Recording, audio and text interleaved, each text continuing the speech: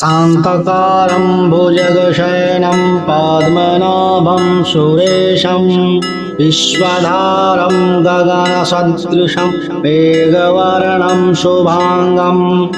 लक्ष्मीकान्तं कमलनयनं योगिभिर्ध्यानगम्यं वन्दे विष्णुभवभयहरं सर्वलोकैकनाथम् शान्तकारं भुजगशयनं पद्मनाभं सुरेशं विश्वधारं गगनसदृशं मेघवर्णं शुभांगं लक्ष्मीकान्तं कमलनयनं योगिभिर्ध्यानगम्यं वन्दे विष्णुभवभयहरं सर्वलोकैकनाथम् शान्तकारं भुजगशयनं पद्मनाभं सुरेशं विश्वधारं गगनसदृशं मेघवर्णं शुभांगं लक्ष्मीकान्तं कमलनयनं योगिभिर्ध्यानगम्यं वन्दे विष्णुभवभयहरं सर्वलोकैकनाथम् शान्तकारं भुजगशयनं पद्मनाभं सुरेशं विश्वधारं गगनसदृशं मेघवर्णं शुभांगं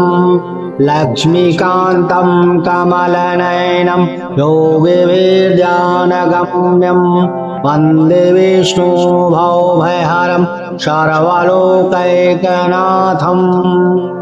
शान्तकारं भुजगशयनं पद्मनाभं सुरेशं विश्वधारं गगनसदृशं मेघवर्णं शुभांगं लक्ष्मीकान्तं कमलनयनं योगिभिर्ध्यानगम्यं वन्दे विष्णुभवभयहरं सर्वलोकैकनाथम् शान्तकारं भुजगशयनं पद्मनाभं सुरेशं विश्वधारं गगनसदृशं मेघवर्णं शुभांगं लक्ष्मीकान्तं कमलनयनं योगिभिर्ध्यानगम्यं वन्दे विष्णुभवभयहरं सर्वलोकैकनाथम् शान्तकारं भुजगशयनं पद्मनाभं सुरेशं विश्वधारं गगनसदृशं मेघवर्णं शुभांगं लक्ष्मीकान्तं कमलनयनं योगिभिर्ध्यानगम्यं वन्दे विष्णुभवभयहरं सर्वलोकैकनाथम् शान्तकारं भुजगशयनं पद्मनाभं सुरेशं विश्वधारं गगनसदृशं मेघवर्णं शुभांगं लक्ष्मीकान्तं कमलनयनं योगिभिर्ध्यानगम्यं वन्दे विष्णुभवभयहरं सर्वलोकैकनाथम् शान्तकारं भुजगशयनं पद्मनाभं सुरेशं विश्वधारं गगनसदृशं मेघवर्णं शुभांगं लक्ष्मीकान्तं कमलनयनं योगिभिर्ध्यानगम्यं वन्दे विष्णुभवभयहरं सर्वलोकैकनाथम् शान्तकारं भुजगशयनं पद्मनाभं सुरेशं विश्वधारं गगनसदृशं मेघवर्णं शुभांगं लक्ष्मीकान्तं कमलनयनं योगिभिर्ध्यानगम्यं वन्दे विष्णुभवभयहरं सर्वलोकैकनाथम् शान्तकारं भुजगशयनं पद्मनाभं सुरेशं विश्वधारं गगनसदृशं मेघवर्णं शुभांगं लक्ष्मीकान्तं कमलनयनं योगिभिर्ध्यानगम्यं वन्दे विष्णुभवभयहरं सर्वलोकैकनाथं शान्तकारं भुजगशयनं पद्मनाभं सुरेशं विश्वधारं गगनसदृशं मेघवर्णं शुभांगं लक्ष्मीकान्तं कमलनयनं योगिभिर्ध्यानगम्यं वन्दे विष्णुभवभयहरं सर्वलोकैकनाथं शान्ताकारं भुजगशयनं पद्मनाभं सुरेशं विश्वधारं गगनसदृशं मेघवर्णं शुभांगं लक्ष्मीकान्तं कमलनयनं योगिभिर्ध्यानगम्यं वन्दे विष्णुभवभयहरं सर्वलोकैकनाथं शान्ताकारं भुजगशयनं पद्मनाभं सुरेशं विश्वधारं गगनसदृशं मेघवर्णं शुभांगं लक्ष्मीकान्तं कमलनयनं योगिभिर्ध्यानगम्यं वन्दे विष्णुभवभयहरं सर्वलोकैकनाथं शान्ताकारं भुजगशयनं पद्मनाभं सुरेशं विश्वधारं गगनसदृशं मेघवर्णं शुभांगं लक्ष्मीकान्तं कमलनयनं योगिभिर्ध्यानगम्यं वन्दे विष्णुभवभयहरं सर्वलोकैकनाथं शान्तकारं भुजगशयनं पद्मनाभं सुरेशं विश्वधारं गगनसदृशं मेघवर्णं शुभांगं लक्ष्मीकान्तं कमलनयनं योगिभिर्ध्यानगम्यं वन्दे विष्णुभवभयहरं सर्वलोकैकनाथं शान्तकारं भुजगशयनं पद्मनाभं सुरेशं विश्वधारं गगनसदृशं मेघवर्णं शुभांगं लक्ष्मीकान्तं कमलनयनं योगिभिर्ध्यानगम्यं वन्दे विष्णुभवभयहरं सर्वलोकैकनाथं शान्ताकारं भुजगशयनं पद्मनाभं सुरेशं विश्वधारं गगनसदृशं मेघवर्णं शुभांगं लक्ष्मीकान्तं कमलनयनं योगिभिर्ध्यानगम्यं वन्दे विष्णुभवभयहरं सर्वलोकैकनाथं शान्ताकारं भुजगशयनं पद्मनाभं सुरेशं विश्वधारं गगनसदृशं मेघवर्णं शुभांगं लक्ष्मीकान्तं कमलनयनं योगिभिर्ध्यानगम्यं वन्दे विष्णुभवभयहरं सर्वलोकैकनाथं शान्ताकारं भुजगशयनं पद्मनाभं सुरेशं विश्वधारं गगनसदृशं मेघवर्णं शुभांगं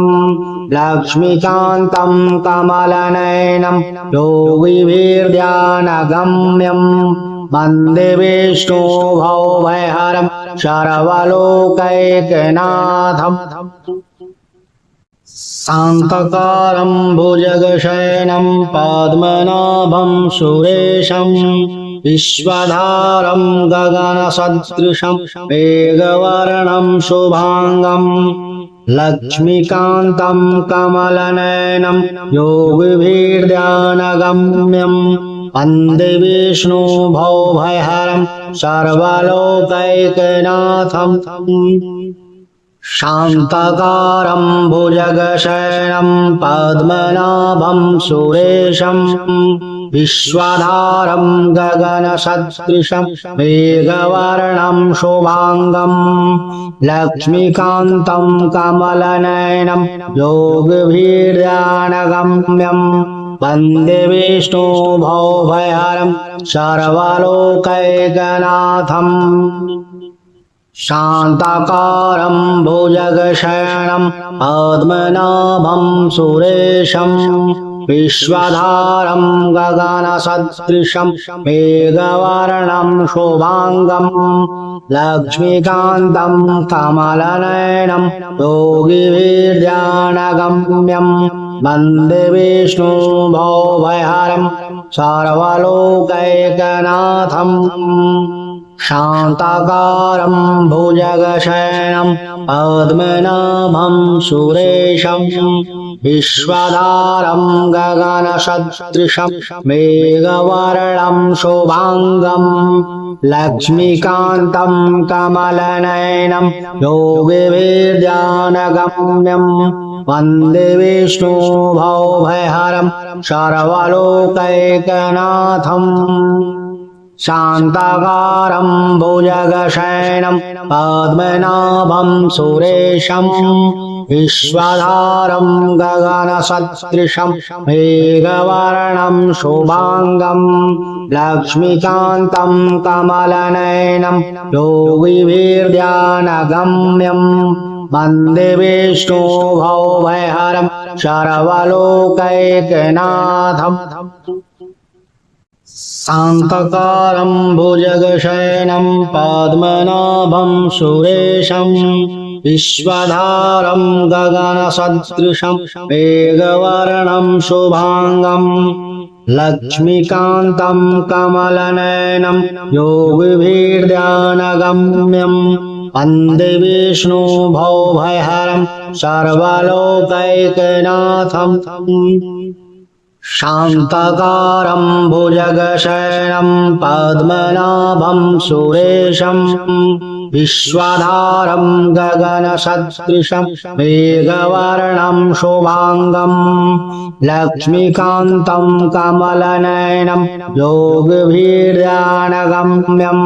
वन्दे विष्णुभवभयहरं सर्वलोकैकनाथम्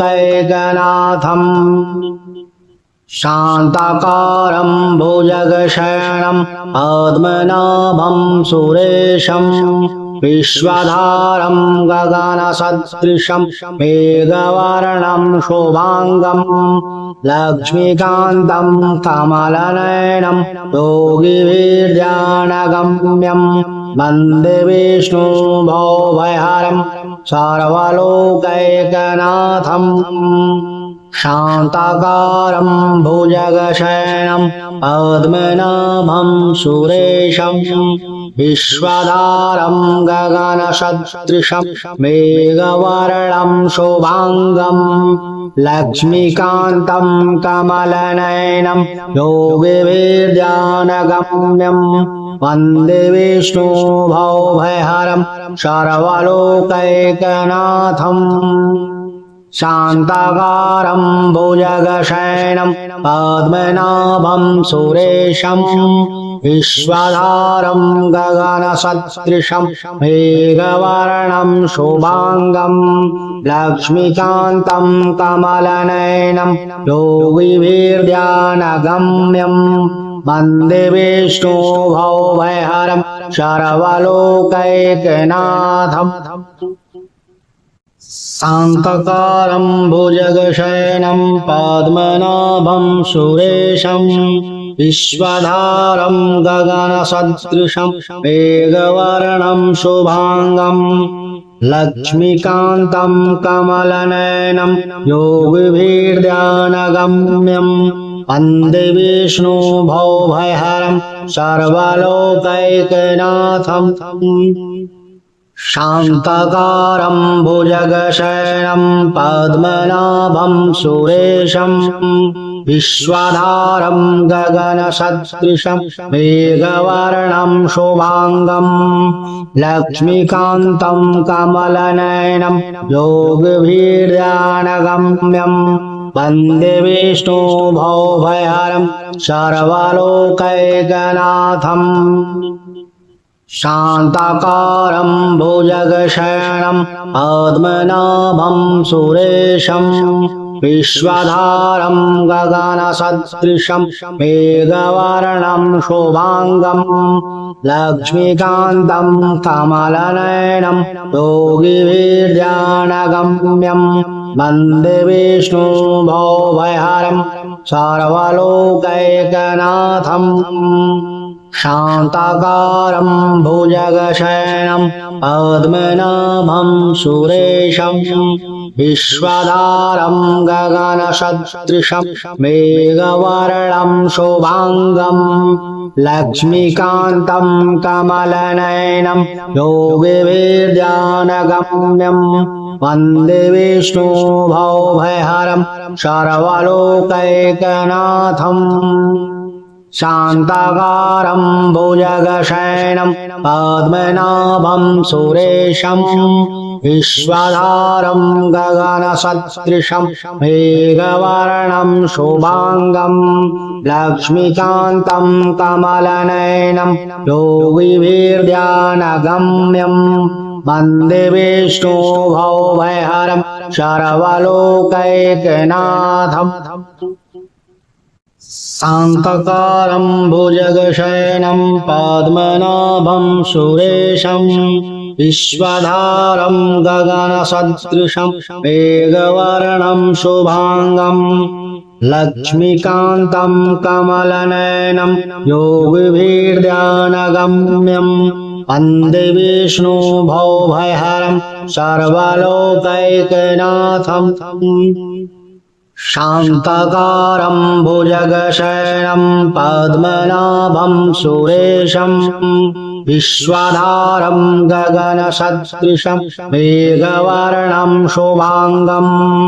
लक्ष्मीकान्तं कमलनयनं योगिभिर्ध्यानगम्यं वन्दे विष्णुभवभयहरं सर्वलोकैकनाथम् शान्ताकारं भुजगशयनं पद्मनाभं सुरेशं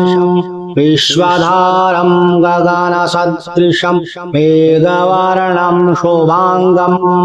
लक्ष्मीकान्तं कमलनयनं योगिभिर्ध्यानगम्यं वन्दे विष्णुभवभयहरं सर्वलोकैकनाथम्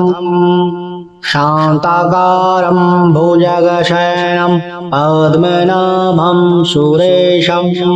विश्वधारं गगनसदृशं मेघवर्णं शुभांगं लक्ष्मीकान्तं कमलनयनं योगिभिर्ध्यानगम्यं वन्दे विष्णुभवभयहरं सर्वलोकैकनाथम् शान्ताकारं भुजगशयनं पद्मनाभं सुरेशं विश्वधारं गगनसदृशं मेघवर्णं शुभांगं लक्ष्मीकान्तं कमलनयनं योगिभिर्ध्यानगम्यं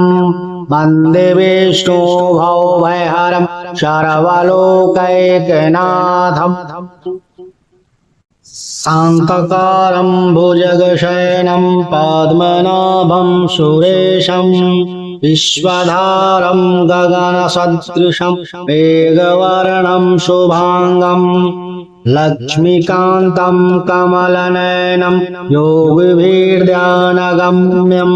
वन्दे विष्णुभवभयहरं सर्वलोकैकनाथम् शान्तकारं भुजगशयनं पद्मनाभं सुरेशं विश्वधारं गगनसदृशं मेघवर्णं शुभांगं लक्ष्मीकान्तं कमलनयनं योगभीर्ध्यानगम्यं वन्दे विष्णुभवभयहरं सर्वलोकैकनाथम् शान्ताकारं भुजगशयनं पद्मनाभं सुरेशं विश्वधारं गगनसदृशं मेघवर्णं शुभांगं लक्ष्मीकान्तं कमलनयनं योगिभिर्ध्यानगम्यं वन्दे विष्णुभवभयहरं सर्वलोकैकनाथम् शान्ताकारं भुजगशयनं पद्मनाभं सुरेशं विश्वधारं गगनसदृशं मेघवर्णं शुभांगं लक्ष्मीकान्तं कमलनयनं योगिभिर्ध्यानगम्यं वन्दे विष्णुभवभयहरं सर्वलोकैकनाथम् शान्ताकारं भुजगशयनं पद्मनाभं सुरेशं विश्वधारं गगनसदृशं मेघवर्णं शुभांगं लक्ष्मीकान्तं कमलनयनं योगिभिर्ध्यानगम्यं वन्दे विष्णुभवभयहरं सर्वलोकैकनाथम् शान्तकारं भुजगशयनं पद्मनाभं सुरेशं विश्वधारं गगनसदृशं मेघवर्णं शुभांगं लक्ष्मीकान्तं कमलनयनं योगिभिर्ध्यानगम्यं वन्दे विष्णुभवभयहरं सर्वलोकैकनाथम् शान्ताकारं भुजगशयनं पद्मनाभं सुरेशं विश्वधारं गगनसदृशं मेघवर्णं शुभांगं लक्ष्मीकान्तं कमलनयनं योगिभिर्ध्यानगम्यं वन्दे विष्णुभवभयहरं सर्वलोकैकनाथम् शान्ताकारं भुजगशयनं पद्मनाभं सुरेशं विश्वधारं गगनसदृशं मेघवर्णं शुभांगं लक्ष्मीकान्तं कमलनयनं योगिभिर्ध्यानगम्यं वन्दे विष्णुभवभयहरं सर्वलोकैकनाथम् शान्ताकारं भुजगशयनं पद्मनाभं सुरेशं विश्वधारं गगनसदृशं मेघवर्णं शुभांगं लक्ष्मीकान्तं कमलनयनं योगिभिर्ध्यानगम्यं वन्दे विष्णुभवभयहरं सर्वलोकैकनाथम् शान्ताकारं भुजगशयनं पद्मनाभं सुरेशं विश्वधारं गगनसदृशं मेघवर्णं शुभांगं लक्ष्मीकान्तं कमलनयनं योगिभिर्ध्यानगम्यं वन्दे विष्णुभवभयहरं सर्वलोकैकनाथम् शान्तकारं भुजगशयनं पद्मनाभं सुरेशं विश्वधारं गगनसदृशं मेघवर्णं शुभांगं